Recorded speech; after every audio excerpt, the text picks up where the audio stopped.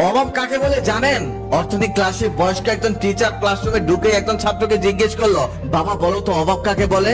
ছেলেটি যখন উত্তরে বলল, অর্থনীতিতে বস্তুগত বা অবস্তুগত কোন দ্রব্য পাওয়ার আকাঙ্ক্ষাকে অভাব বলে। শিক্ষক তখন তাকে আবার বলল, এটা তো অর্থনীতির ভাষায়, সাধারণ ভাষায় অভাব কাকে বলে? অর্থাৎ অভাব বলতে তুমি কি বোঝো? ছেলেটি তখন মাথা নিচু করে বেঞ্চের দিকে তাকিয়ে রইল।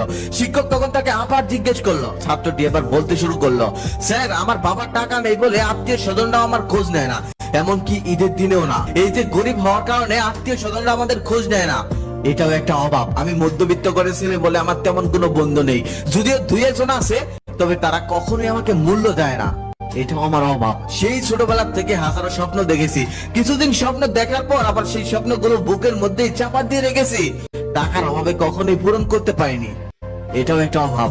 এই তো আজকে কলেজে আসার সময় মায়ের কাছে গাড়ি ভাড়া চাওয়ার সময় মা কয়েক জায়গা তন্ন তন্ন করে খুঁজে 20টি টাকা আমাকে দিল। আমি যখন বাড়ি থেকে বের হলাম তখনই আমার মনে পড়লো মা সকালে বলছিল তার নাকি জ্বর, কিন্তু ওষুধ কেনার টাকা নেই। তারপর আমি ওষুধ কিনে মাকে দিয়ে আসলাম। মা তখন আমাকে জিজ্ঞেস করলো, কিরে কলেজে যাবি না? তখন আমি মাকে বললাম, হ্যাঁ যাবো, আমার এক বন্ধু বাইক নিয়ে অপেক্ষা করছে, ওর বাইকেই যাবো, তাই তোমাকে ওষুধটা কিনে দিয়ে গেলাম। এই যে 10 টাকার জন্য পুরো রাস্তা হেঁটে এসেছি, আবার 10 টাকার জন্য পুরো রাস্তা হেঁটেই বাড়িতে যাব। এই যে 10 টাকার জন্য পুরো রাস্তা হেঁটে যাওয়া আর মায়ের সাথে মিথ্যা কথা বলা, এটাও একটা অভাব। সেদিন বাবা অনেক রাত করে বাসায় ফিরলো। বাসায় ফেরার পর মা জিজ্ঞেস করলো, এত রাত হলো কেন? বাবা তখন বলল, ওভারটাইম করেছি।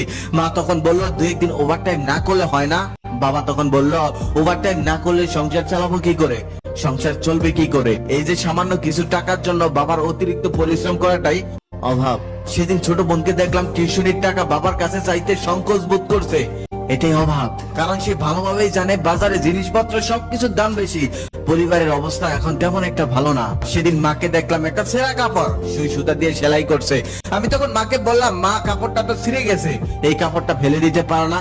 মা তখন বলতেছে, কি বলিস, এই কাপড়টা তো এখনো ভালোই আছে, একটু ছিঁড়ে গেছে, শুধু সেলাই করে নিলেই তো হয়ে যাবে। এই যে ছেঁড়া কাপড়টাকেও মা ভালো কাপড় বলছে, এটাও আমাদের অভাব। বন্ধু বান্ধবের দামি স্মার্টফোনের বেড়ে আমার সামান্য একটি বাটন ফোন ইউজ করতে হয়, বন্ধু বান্ধবের সামনে এটা বের করতে পারে না, বের করলে হাসাহাসি করে, এমনকি কল আসলেও দূরে গিয়ে কলটা রিসিভ করতে হয়, এটাই আমার অভাব। ছেলেটির কথা শুনে পুরো ক্লাস থমথম হয়ে গেল, সবার চোখে জল। সত্যি আমাদের সহপাঠীদের মধ্যে এমন অনেক ছেলে মেয়ে আছে যারা অনেকদিন চেয়েও পরিবারের থেকে সামান্য কিছু টাকা পায় না, বছরের পর বছর নিজের স্বপ্নগুলো বুকের মধ্যে চাপা দিয়ে রাখতে হয়, ও তারা অন্তরে কষ্ট চেপে রেখে সবার সাথে হাসি খুশি দিন কাটায়। আমি যখন ক্লাসে 8-এ পড়তাম তখন হুট করে আমার এক বন্ধু লেখাপড়া ছেড়ে দেয়, তারপর থেকে তার সাথে আর কখনোই দেখা হয় না। সেদিন হুট করে দেখা হলো, অনেক কথা হলো, এক পর্যায়ে তাকে আমি জিজ্ঞেস করলাম, এখন কি করিস?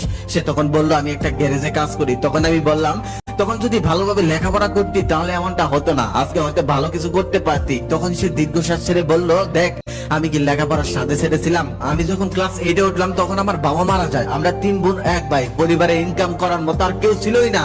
এক পর্যায়ে আমাদের পরিবারটা পথে বসে গিয়েছিল। তখন যদি আমি কাজ না করতাম, লেখাপড়া না ছাড়তাম, তাহলে আমাদের পরিবারদের ভিক্ষা করা ছাড়া আর কোনো উপায়ই ছিল না। সেদিন বুঝলাম তার লেখাপড়া ছাড়ার পেছনে আর তার অল্প বয়সে কাজে ঢোকার পেছনে অভাব ছিল জর্জরিত। এতো গেল মধ্যবিত্তদের কথা। এই শহরে হাজার হাজার পথ শিশু আছে যাদেরকে যদি আপনি জিজ্ঞেস করেন তুমি শেষ কবে পেট ভরে খাবার খেয়েছিলে, তারা উত্তর দিতে পারবে না। তাদের বাবা মা ঘর বাড়ি কিচ্ছু নেই।